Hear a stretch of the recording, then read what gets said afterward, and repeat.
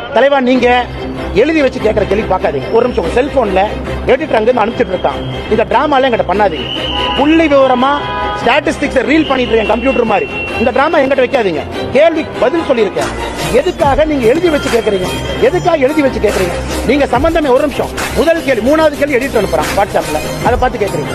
ஆதவ அர்ஜுனை பத்தி இவ்வளவு தெளிவா சொன்னதுக்கு அப்புறம் எடிட்டருக்கு ரிப்ளை பண்ணுங்க.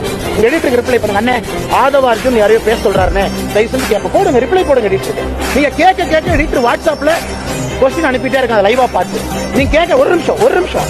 நான் கேட்கிற கேள்வி தப்பான கேள்வி நீங்க சொல்லுங்க. அப்புறம் செல்போனை பார்த்து கேள்வி கேட்கறீங்க. நான் செல்போனை பார்த்து படிக்கிறேன். ஒரு நிமிஷம் செல்போனை பார்த்து படிக்கிறேன். எல்லா கேள்விக்கும் துணிவோடு தைரியமாக நேர்மையா சொல்றேன். அதே நேர்மையை உங்கள்கிட்ட எதிர்பார்க்கிறேன்.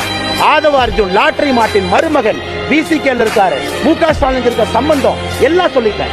ஒரே கட்சி, மாநில கட்சி, ஆயிரக்கணக்கான கோடி ரூபாய் திமுக வந்து ஏன் கேள்வி கேட்க மாட்டேங்க? 18 மாநிலத்தில் ஆட்சியில் இருக்க புரோரேட்டை பிரிச்சு பாருங்க.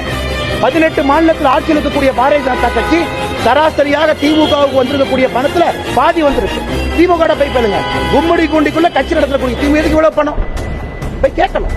அந்த கேள்வி கேட்காம சுத்தி வள சென்னை கேட்கறீங்க.